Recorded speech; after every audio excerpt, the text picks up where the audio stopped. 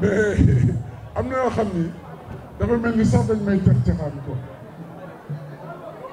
mais yan conseillers ñoo ma tourné le dos moi je n'en vois pas parmi les conseillers yi dem mais la plupart c'était même pas des conseillers c'était pas des conseillers en termes de ils n'étaient pas assidus au conseil municipal pour l'essentiel ñooñu nekkuñu woon ak man maa nekkoon ak ñoom man maa doon jëflante ak ñoom ngir jom mais musuñu nekk ak moom et je le savais mooy li ma wax léegi rek fu tooy ñu dal nekkuñu fenn foofu fu tooy ñu dal c'est des sauterelles ils n'ont jamais été avec nous ils n'ont jamais été de Taxawu Dakar jamais et sur 56 conseillers c'est 4 ou 5 qui sont partis nga xam ne moom tourner le dos mais quand tu me parles de Ibrahima Ndiaye à tourner le dos ça fait un problème le 1er juin quand tu me parles des hommes et des femmes de valeur qui sont dans le conseil municipal et qui sont restés avec nous j'aurai des problèmes mais ceux qui sont passés ceux qui sont partis mais c'est la mauvaise graine même le paysan buy semé jiwu bala ngay ji foog nga tànn jiwu bi bëpp géeg lu bon da nga koy sànni ci xaj c'est-à-dire ñooñu dañu faciliter sax la tâche en nous quittant parce qu'ils savaient qu'on n'allait plus les reconduire ils sont partis d'eux-mêmes bon vent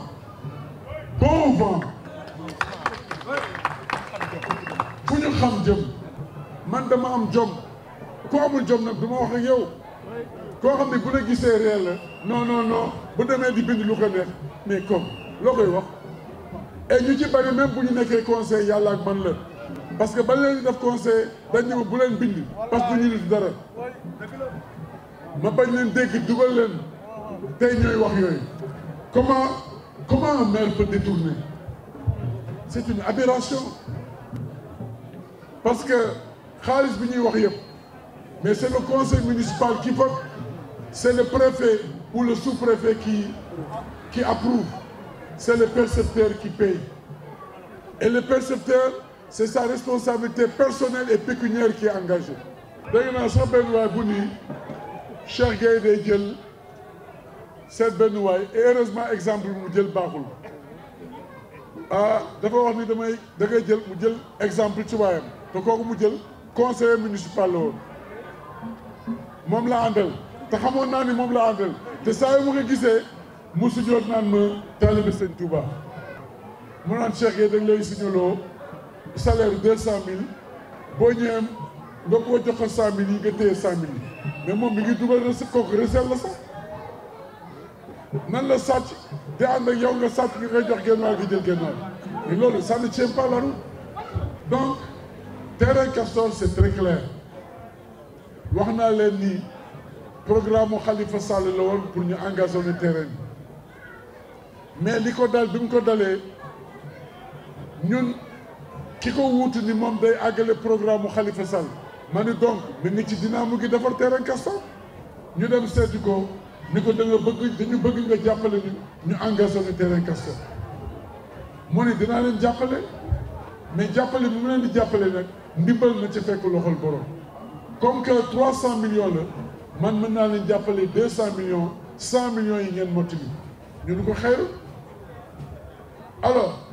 jàppale bi nag mu ne ñu boobu c'était au mois de novembre comme que budget yëpp dañ koy tëj au mois de décembre mu ne du ma mën joxe 200 millions yëpp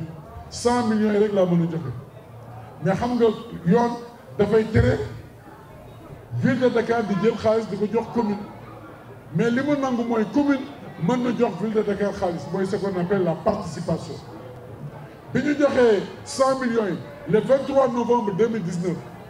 novembre décembre janvier février mars defuñu ci dara xaalis baa ngi seen kees rek mais ma woo leen ne mais yéen lan ngeen di xaar lu ngeen di xaar te xaalis bi ñoom dañu waroon jël xaalis bi rek verser ko entrepreneur mais defuñu ko ñoom ci seen bopp ñoo dem seetal ku leen di liggéeyal plateforme ñu donc defuñu luy yoon mais comme que man li ma ñoroon jeunesse bi mooy la terrain bi na pare rek ñu jël 100 millions yi ci des def ko ci compte ville de Dakar parce que wolof Njaay dafa naan kundobin boo gisee man dama gis lu ñuul daw ma sax waaye dama fax ma dem gis beneen fournisseur waxaale ak moom pour affaire gazon 100 millions yooyu ñu ñëw versé ko femme ko fournisseur bi 100 millions yi ñu waroon joxe ñu def ko marché fay nañ ko lañ ko war a fay yëpp ba jënd nañu gazon bi gazon baa ngi ci yoon bi di ñëw fii léegi ay fan gazon ba agsi fii ci terrain Castor moo tax ku ma ci gis day am kersa voilà le problème du terrain de Castor mais ce qui est important mooy terrain bi dana pare daañ ci engazonné daañ ci football daañ ci dal système. Alors c'est pour rassurer les populations gis nga voirie bii ñuy defar man je suis maire de Dieuppeul-Derklé mais je suis membre du conseil municipal de la ville de Dakar et c'est le conseil municipal qui vote le budget ville de Dakar di exécuter budget bokk na ci voirie et Liberté 5B comme Liberté 5C comme Liberté 3 et Derklé c'est prévu dans ce programme-là pour faire la voirie parce que dafa am ay taxes am ay compétences yoo xam ne ville moo ko war ak compétences yoo xam ne commune bi moo ko war donc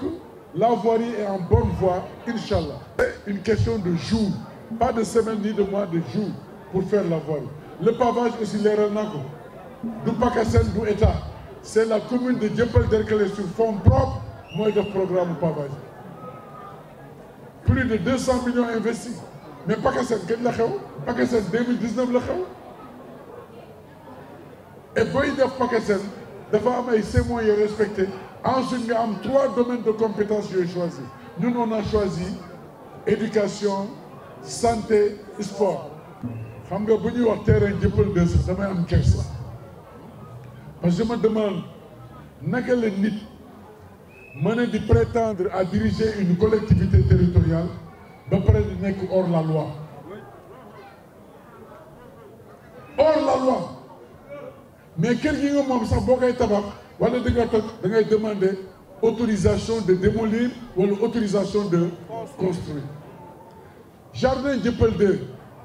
avec l'acte 3 de la décentralisation c'est un patrimoine de la commune commune bi moo ko moom on ne doit pas privatiser ça terrain Castor bu fekkoon ni bañu moon ñu privatiser mais defaroon nañ ko bu yàgg mais comme que c'est un patrimoine de la commune ñëpp a ko moom kenn waru ko privatiser alors moo tax bi ñuy defar terrain Dieuppeul 2 te ñoo fa jëkkoon dem ni leen dañu bëgg gazonner jardin Dieuppeul 2 gazonner jardin Dieuppeul 3 mais ñu toog waxtaan ak ñoom ña dëkk ca wetu jardin bi ñu nit bëgguñu man leen lu tax bëggu leen ñu ne ma bu ngeen ko gazonner ku nekk moo fi ñëw di football y aura donc des problèmes d'insécurité donc bi ma waxee affaire gazon bi je me réveille un bon jour gis ñu liggéey ci terrain bi ma bind Descos naan ma fan la terrain bi nekk ma wax ko sous-préfet commissaire police bi ñu naan ma mënuñu fa dem j'appelle le préfet de Dakar immédiatement mu woowaa Descos ñu ñëw arrêté liggéey bi convoqué ñu préfecture am nañu bokkoon ci délégation bi ñu demee préfet Dakar ni leen amu leen sañ-sañu def lenn ci terrain bi parce que kii mairie bi moo ko moom il faut ñu liggéey ak mairie bi d'abord li ñuy retenir mooy il faut arrêter les travaux benn deuxièmement il faut présenter au maire le plan présenter au maire le devis xaalis bi ñu koy defal mais ils l'ont pas fait ñu continuer seen liggéey mais man est-ce que dinaa dem di woo ay police ak woo ñeneen ñu ñëw dal seen kaw ci askanu Dieuppeul Derklé du ma ko def bi ñuy def pavage école Ibrahima Kouaté yéeg ngeen coow li fi amoon ba ñu dajji ko c'est le sous-préfet moo ñu woo ci bureau avec l'inspecteur IF Ablaye Wade et moi-même on était 4 dans le bureau ñu yedd ko ba ma rus sax mun moom ci boppam mu ne ma bala may defati dara dinaa ñëw waxtaan ak yow mais soxnaam buy organiser ay réunion daf may woo ma autoriser ko ni ko yow sa borom kër nii la war a def moo tax bu ma ko déggee mu naan su ma nekkee maire damay jël sama salaire joxe étudiants yi ak élèves yi man ko yaa iñaane élèves yi ak étudiants yi maire amul salaire maire indemnité la yoon indemnité bi ci ëpp 300000 300000 lu ko étudiant yeeg élèves yi du doyee doyul sax benn élève waxuma la ak benn étudiant kon ñàkk xam la c'est de l'ignorance donc sama gars yi dañu mënul dañu tële xamuñu mënuñu ba pare bëgg def fii nag muus du fi naan ñeex commune bi nee na waaw commune bi nee na yeewi commune bi nee na yeewi askan